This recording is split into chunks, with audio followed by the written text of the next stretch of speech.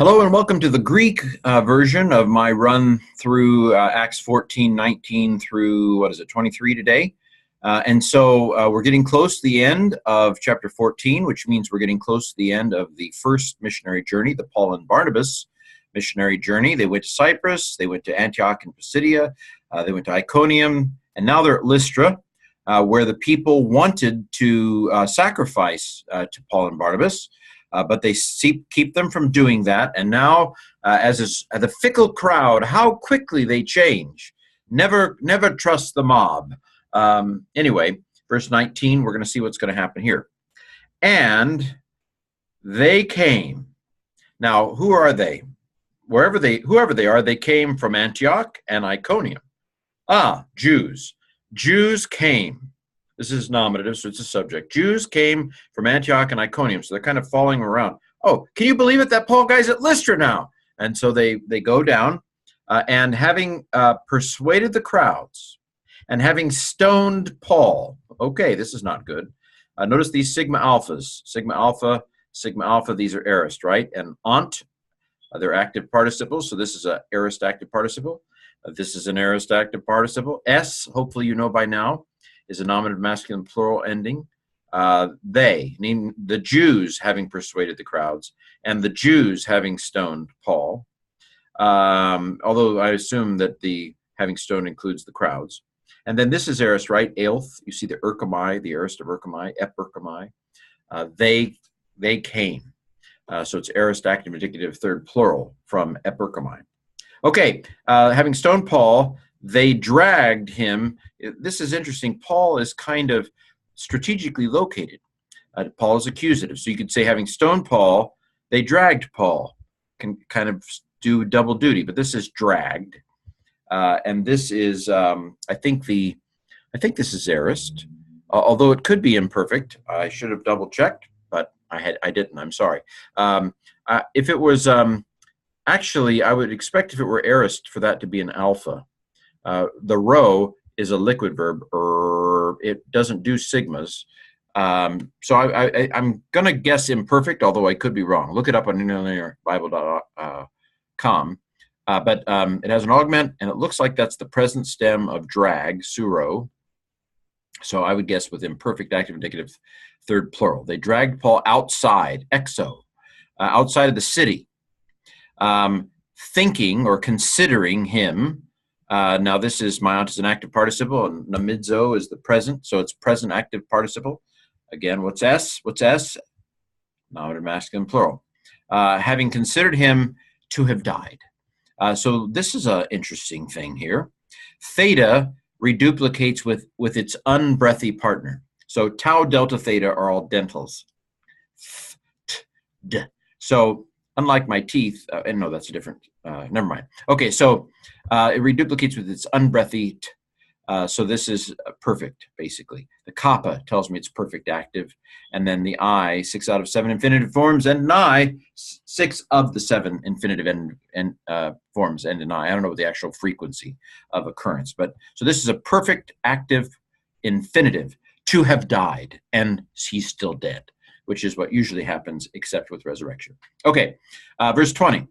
And the disciples circling him, so this is a genitive absolute, a noun or pronoun in the genitive, matheton, and then a participle in the genitive. Sigma alpha, unt, it's an aorist active participle, genitive masculine plural. The disciples circling him, having arisen, he went into the city. Okay, this is so, like I said in the podcast, this has always been a kind of funny scene to me. I'm not dead yet. I think I'll go for a walk. He's dead. Paul's dead. Oh, wait, no, he's okay. And he goes into the city. And on the morrow, on the next day, he went out with Barnabas into Derbe. Derbe is a little bit, mostly east, but a little bit, teeny bit south. I always share my podcast on Facebook. I'll put a picture of the mound of Derbe up tomorrow, Lord willing. Okay, it's just a mound out in the middle of nowhere, not excavated at all. No, not even any houses near it. Okay, and on the morrow we went blah blah blah. Okay, we already did that. Only 5 verses a day, if I remember correctly. And this is a procrastinator, never comes where it's supposed to. We translate it first. And having preached the good news, having evangelized the city, Sigma Alpha is what? That's right, it's aorist. And men are passive participles, although here it's deponent, I think, euangelidzomai. So it's a middle deponent, let's say, or middle deponent. It's not passive deponent because then it would have a theta eta of some, or theta epsilon. So aorist, middle deponent, participle. Oi is nominative masculine plural, another way of doing nominative masculine plural. And having evangelized the city, having evangelized that city, this is a demonstrative pronoun, this and that. And having made disciples, sufficient numbers, Sigma Alpha is aorist, ont is active, s is nominative masculine plural, so this is an aorist active participle. From mathetuo, to make a disciple. And having made sufficient number of disciples, they returned into Lystra and into Iconium and into Antioch. So they backtracked and strengthened the disciples there. They strengthening the souls of the disciples. This is good discipleship, right? It's not enough to get them to read the sinner's prayer. You got to do some investment in their lives to make sure that they are on a trajectory toward growth. And in fact, as a Wesleyan, I would say that there are those who start out on the path, but either get choked by the weeds or the sun scorches them because they don't have enough root. There is no promise, in my opinion, in the New Testament that once you're baptized, you're good. You have to endure to the end, as Hebrews 3 says. Okay, so strengthening, this is a present active participle. The souls of the disciples, again, it's a metaphor, I would say, for their being, their girth, their life, lakayim. Encouraging to remain is, again, present active participle, parakaleo, to encourage. Encouraging to remain, this is a present active infinitive of emeno, to remain in the faith, dative. And encouraging that through many tribulations, it is necessary us to enter into the kingdom of God. And certainly this is true of that time and that place. There are certainly, so my father is in heaven right now. He did go through World War II, but whatever turmoil he had in World War II wasn't because he was a Christian, I don't think. So what I'm getting at is I think my dad was a very godly man, and he went through his whole life and didn't really have any major tribulation or persecution. So this is not a statement that all Christians in all times and all places, without exception, will face persecution, in my opinion. But Christians often do face persecution, and certainly the first generation faced persecution. I think of this verse often, though. When I go through my own little teeny difficulties, which are really nothing in the vast scheme of history, but when I go through my little troubles, I think to myself, it's through many tribulations that we enter into the kingdom of God. This is one of my favorite verses. Okay, and then the last verse for today. Having appointed them in the church elders, so we're appointing elders who are going to be the leaders. Are these? This could have been, Lystra-wide, a collection, kind of like the synagogue. I imagine. A big city having multiple synagogues, but maybe one kind of group of elders that ran it.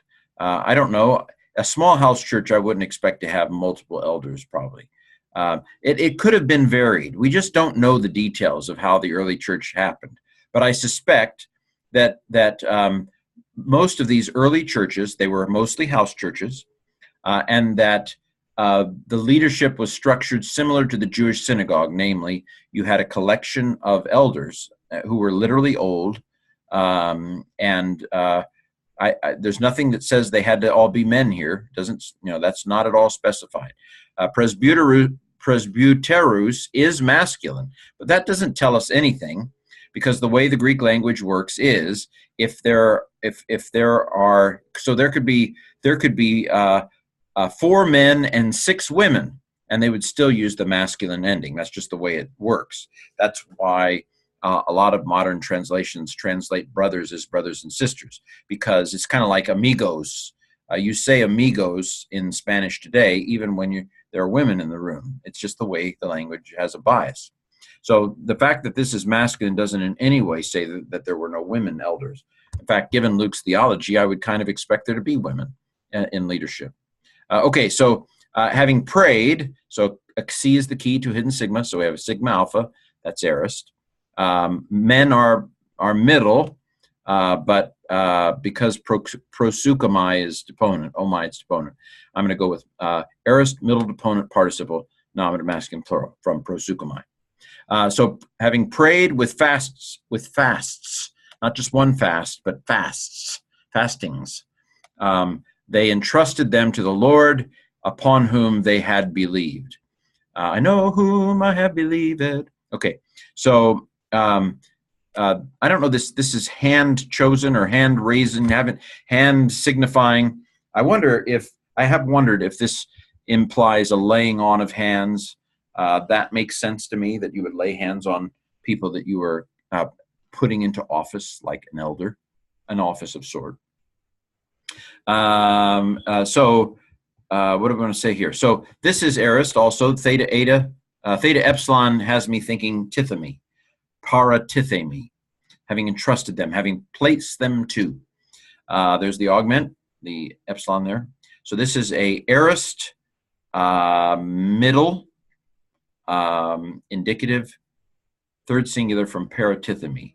Tithemi tends to go middle in the aorist for some reason. They entrusted them to the Lord, upon whom they had believed. This is a fun form. I don't know if we've seen this form in the book of Acts yet, but here it is. So what might you tell me about this? Look at it. What can you tell me? That's right. There's reduplication on the front. So it's something in the perfect system. It's a perfect of a sort. Okay, what else? Kappa. It's in the perfect active system. So it's a perfect active of a sort.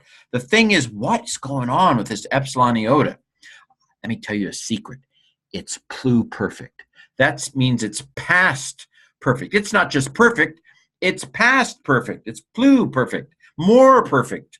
And so that's why I translated upon whom they had believed. Not upon whom they have believed, but upon whom they had believed. And it's third person plural. So this is pluperfect, active indicative, third plural from pisteuo, to believe. So isn't that fun? Well, this has been Silly Greek with Ken, and hopefully we'll see you tomorrow.